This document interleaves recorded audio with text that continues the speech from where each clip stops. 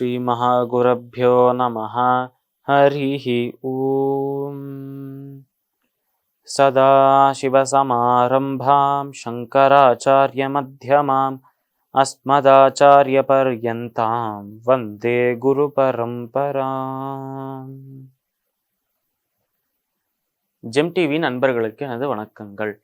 இன்றைய நாள் அனைவருக்கும் இனிய நாளாக அமைய எல்லாம் வல்ல இறைவனை வேண்டி இன்றைய எம்மதமும் நம்மதமே நிகழ்ச்சிக்கு செல்வோம். இன்னைக்கு நம்ம ஸ்ரீமத் பகவத்கீதையிலிருந்து ஒரு ஸ்லோகத்தை விரிவான விளக்கத்துடன் பார்ப்போம். மனுஷ்யானாம் சஹஸ்ரேஷு கஷ்சித் யததி சித்தயே யததாமபி சித்தானாம் கஷ்சின் மாம் வேதி தத்வதஹ.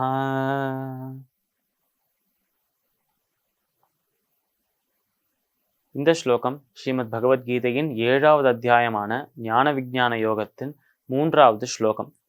இந்த ஸ்லோகத்தில் நம்ம கிருஷ்ணர் அர்ஜுனனை பார்த்து சொல்றாராம், இந்த மாதிரி என்னை பற்றி தெரிந்து கொள்ளணும் என்று மனுஷாளுக்கு ஆசை இருக்கு, பக்தர்களுக்கு ஆசை இருக்கு என்று சொன்னேனே அர்ஜுனா, இந்த மாதிரி இருக்கும் பக்தர்கள் எப்படி இருக்கா என்று கேட்டால் அந்த ஒரு வினாக்கு அந்த ஒரு கேள்விக்கான விடையை இந்த இடத்தில் தராராம் அவர்.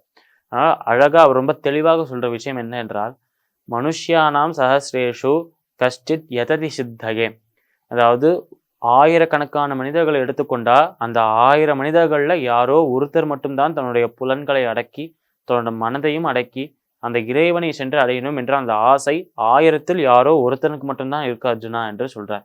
ஆனால் 1000ல் ஒருத்தன் தான் இருக்கின்றால் பல கோடி நம்மளோட ஜனத்தொகையாக இருந்தாலும் எத்தனை பேர் இந்த உலகத்தில் இருந்தாலும் அப்படி பார்த்தால் கூட கிட்டத்தட்ட ஒரு 100-200 பேர் தான் வருவா அந்த மாதிரி பார்த்தால்.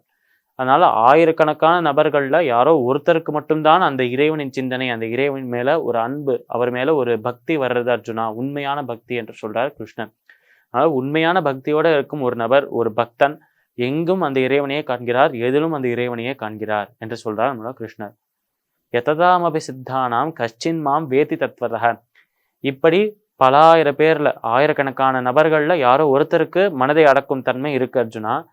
அப்படி மனதை அடக்கிய ஆயிரக்கணக்கான நபர்கள்ல யாரோ ஒருத்தர் மட்டும்தான் என்னை பற்றி அறிந்து கொள்கிறார்கள், இந்த இறைவனை சென்று அடையணும் என்ற அந்த ஒரு எண்ணம் அவ மனதுக்குள்ள வர்றது. ஏனென்றால் இப்படி வர நபர்கள், மனதை அடக்கி வச்சிருக்க நபர்கள் பெரும்பாலும் யோக பிரஷ்டர்களாக விடுகிறார்கள் என்றுதான் சொல்லணும். இந்த யோக பிரஷ்டர்கள் யார் என்பதை போன அத்தியாயத்தில் 6வது அத்தியாயத்திலே பார்த்துட்டோம், ஆத்மசம்யம் யோகத்திலே. அதாவது இந்த பகவான் மேல ஒரு அதீதமான ஒரு பக்தி, அவர் மேல ஒரு பெரிய அளவுல ஒரு பக்தியை வைத்து விட்டு அதுக்கப்புறம் ஏதோ ஒரு காரணத்துக்காக அந்த பக்தியிலேருந்து அந்த இறைவனை சென்று அடையும் அந்த பாதையிலேருந்து நழுவி போனவர்கள், அவளுக்கு யோக பிரஷ்டர்கள் என்று பெயர். ஒருவர் இந்த சமயம் வரைக்கும் அவரோட 30 வயது வரைக்கும் அந்த இறைவன் மேல அவ்வளோ ஒரு அன்பு, அவ்வளோ ஒரு பிரீத்தி வைத்திருக்கார். ஆனால் இந்த 30 வயது ஆன உடனே அவருக்கு கடவுளே பிடிக்கலை, அவரை வெறுக்கிறேன் என்று சொல்லிட்டு போயிட்டார் என்றால், அந்த 30 வயது வரை அவர் சிறந்த பக்தனாக இருந்தார். அந்த 30 வயதை தாண்டி விட்டால் அவர் அந்த இறைவனின் பாதையிலிருந்து நழுவி விட்டால் அவருக்கு யோக பிரஷ்டன் என்று பெயர் என்று சொன்னார் நம்மளோட கிருஷ்ணன். இப்படி இருக்கும் யோக பிரஷ்டர்களுக்கு இன்னொரு வாய்ப்பை அளித்து, இன்னொரு ஜென்மமாக ஒரு வாய்ப்பை அளித்து, அந்த ஜென்மத்தில் அந்த பிறவியில் அவர் மேல ஒரு பக்தி இருக்கும், ஒரு பக்தனாக அவர் பிறப்பளிப்பார் என்று சொன்னார் நம்மளோட கிருஷ்ணன். அது போலவே இப்படி ஆயிரக்கணக்கான நபர்கள் இருக்கும்போது, ஆயிரக்கணக்கான சாதாரண மாநிலர்கள் இருக்கும்போது அந்த 1000 நபர்கள்ல யாரோ ஒருத்தர் தான் மனதை கட்டுப்படுத்துறார். இப்படி மனதை கட்டுப்படுத்தினவா எல்லாருலையுமே யாரோ ஒருத்தர் மட்டும்தான், இந்த ஒரு குழுவிலேருந்தும் யாரோ ஒருத்தர் மட்டும்தான் என்னை அடையணும் என்று ஆசைப்படுறார். அதனால் அந்த மனதை கட்டுப்படுத்துவது என்று கடினம். அந்த மனதை கட்டுப்படுத்தி அந்த இறைவன் மேல செலுத்துறது என்பது அது அதை விட கடினம்.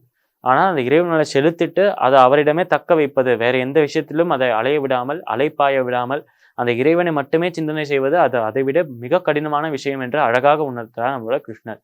ஒரே நேரத்தில் அழகான வார்த்தைகளையும் தெளிவான அந்த சொற்கள், தெளிவான கருத்தையும் இந்த இடத்தில் சொல்றார் நம்மளோட கிருஷ்ணர்.